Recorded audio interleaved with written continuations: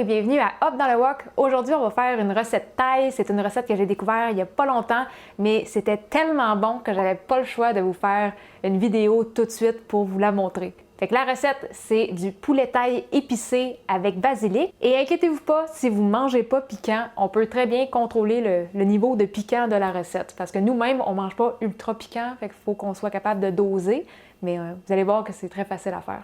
Puis ce qui est bien aussi, c'est que c'est un bon repas facile à faire un soir de semaine. La preuve, on est un mercredi soir, j'ai travaillé toute la journée et je vous fais une vidéo de ça. On va commencer tout de suite avec les ingrédients. On va commencer par préparer la sauce et la sauce, je la divise en deux étapes. La première, ça va être la purée de piment. Pour ma purée de piment, je vais utiliser seulement 4 piments thaï et moi, j'enlève les graines parce qu'il ne faut pas que ça soit ultra piquant, sinon je ne dormirai pas de la nuit. À 4 piments thaï, c'est quand même assez tolérable. Vous pouvez aller jusqu'à 10 si vous aimez ça ultra piquant. Vous pouvez en mettre 2 si vous êtes vraiment zéro tolérant. Allez-y comme vous le pensez. Là, nos piments, il faudrait qu'on les réduise en purée. Moi, je vais prendre un Magic Bullet aujourd'hui parce que c'est juste moins compliqué, mais si vous voulez utiliser un mortier, libre à vous, mais moi, un soir de semaine, je suis quand même un peu paresseuse, même si c'est une recette facile. Fait qu'on va tout mettre dans le Magic Bullet. On va mettre nos 4 piments thaï. Ensuite, on va mettre 3 gousses d'ail que j'ai déjà pré-hachées grossièrement, juste pour que ça se broie plus facilement dans mon Magic Bullet. Et le troisième ingrédient pour notre purée de piment, ça va être un demi-poivron rouge. Ça va aider à liquéfier notre petite purée. Et on broie ça.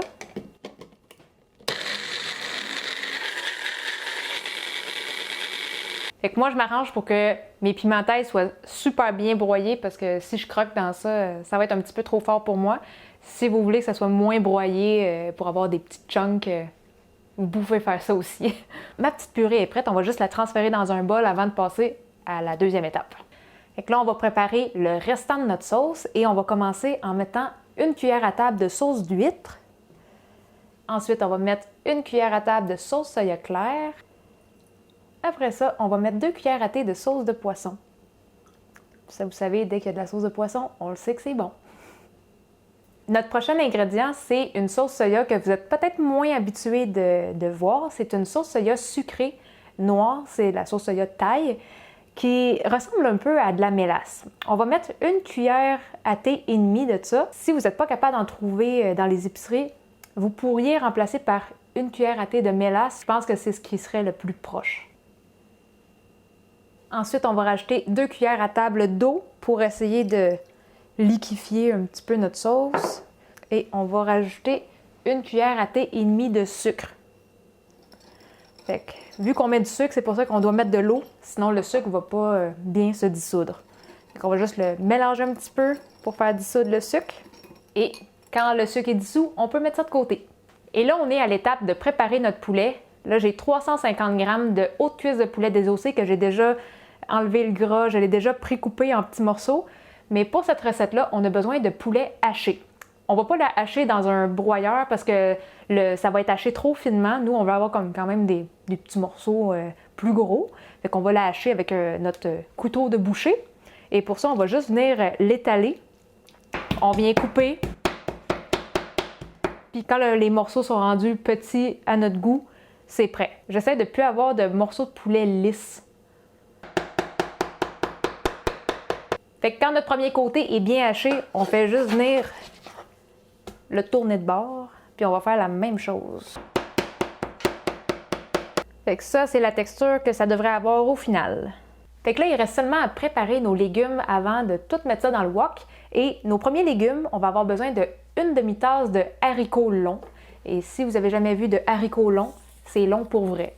Ça ressemble à ça. Ça ressemble un petit peu aux haricots normaux, sont juste un peu plus croustillants. Mais si jamais vous n'êtes pas capable de trouver les longs, vous pouvez tout à fait faire cette recette-là avec des haricots normaux. On va les couper en petits morceaux d'environ 1 pouce. Et maintenant, on va prendre la deuxième moitié de poivron rouge qui nous restait de l'autre moitié de tantôt. On va les couper en petites tranches minces et ensuite en 3 morceaux, 3 ou 4 morceaux pour avoir des petites bouchées. On va avoir besoin de un demi-oignon jaune qu'on va couper en gros dés. Et l'élément clé de cette recette-là, c'est le basilic. On va prendre une tasse et demie de basilic thaï. Les grosses feuilles de basilic thaï, je vais les couper en deux. Ça va faire des plus petites bouchées dans notre assiette, mais ça va aussi dégager un petit peu plus de saveur. Si vous n'êtes pas capable de trouver du basilic thaï, vous pouvez prendre du basilic régulier. Vous n'aurez pas le même goût pour la recette, mais bon, au moins vous serez capable de faire la recette. Et on va finir avec 2 gousses d'ail finement hachées.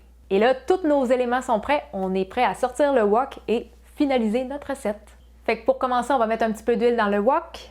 Et moi, j'aime ça avoir des oignons un petit peu plus mous, fait que je les mets au début de la recette. Si vous aimez des oignons un peu plus croustillants, vous pouvez les mettre en même temps que les autres légumes.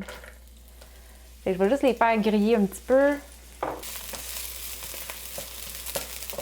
Quand mes oignons commencent à être un petit peu transparents, je vais mettre mon ail. Je vais la faire revenir un petit peu. Après 30 secondes, je viens mettre ma purée de piment qu'on a faite tantôt. Fait qu'en ce moment, mon wok, je le garde à une température presque au minimum. C'est à peu près 225 degrés. Fait que là, je viens mettre mon poulet. Puis dès qu'on met le poulet, ce qu'on veut, c'est le séparer. Fait que je veux juste pas qu'il pogne en une grosse boule. Fait qu'on peut venir essayer de mélanger la petite sauce. Puis là, je vais cuire mon poulet presque à la moitié avant de rajouter le reste. Quand on sent que notre poulet il est quand même assez bien séparé, on vient juste brasser notre petite sauce de sauce soya qu'on avait préparée tantôt. Puis on vient la verser. On le brasse un petit peu. Puis on vient tout de suite rajouter nos haricots et le poivron. Là, on vient encore brasser. Là, je vais augmenter mon feu à entre 250 et 300. Fait que là, on va cuire ça jusqu'à temps que nos légumes ramollissent un peu. Vous pouvez le cuire pour atteindre le niveau de croustillant que vous aimez dans vos légumes cuits. Moi, j'aime ça quand c'est pas rendu comme tout ramolli. Il faut qu'il y ait quand même un petit crunch, que le légume se tienne un petit peu encore. Je vais me rajouter un tablier parce que les petites gouttes revolent un petit peu. Si pendant la cuisson, vous trouvez que le jus s'évapore trop, il n'y a rien qui vous empêche de venir rajouter un petit peu d'eau. D'avoir plus de liquide, ça va aider à la cuisson des légumes aussi. Puis tout dépendant, si vous aimez avoir plus de bouillon pour mettre dans du riz après, vous pouvez juste rajouter de l'eau. Fait que là, mes légumes ont atteint la texture que j'aime. Fait que je vais juste fermer mon wok. Je vais attendre que ça arrête de crépiter. Quand la chaleur elle a descendu un petit peu, c'est là qu'on va mettre le basilic. On le met pas pendant que ça chauffe trop parce que les feuilles de basilic vont toutes virer noires et on veut pas ça.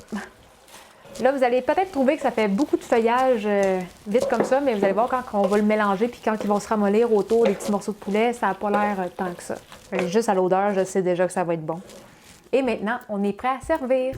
Nous, on a déjà fait chauffer du riz gluant, qu'on appelle aussi du sticky rice. Je trouve que ça va bien ensemble, mais vous pouvez y aller avec n'importe quel riz aussi, ou autre chose que du riz, c'est comme vous voulez.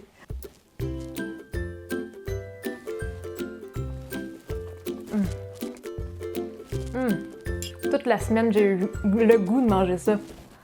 Quand j'ai testé la première fois cette recette-là, je savais pas trop à quoi m'attendre. J'avais pas des hautes attentes, mais j'ai vraiment été surprise. C'est goûteux. Puis là, c'est, je dirais, dans mes top favoris. Là, c'est un de mes plats préférés. Ouais. Ça va être trop bon. Essayez-le. Fait que vraiment, là, si vous cherchez un petit plat facile à faire qui sort un petit peu de votre quotidien, ça, c'est un excellent plat à essayer. Je vous dis, vous n'allez pas le regretter. Si vous avez besoin de la recette écrite, comme d'habitude, je vais mettre le lien en dessous de la vidéo. J'ai aussi sur mon blog le fichier PDF que vous pouvez juste télécharger et imprimer pour mettre dans votre livre de recettes. Et si vous voulez d'autres recettes comme celle-ci, des recettes thaï, des recettes vietnamiennes ou n'importe quelle autre recette asiatique authentique, n'oubliez pas de vous abonner à ma chaîne parce qu'on va sortir une tonne de vidéos. Sur ce, on se dit à la prochaine. Bye bye!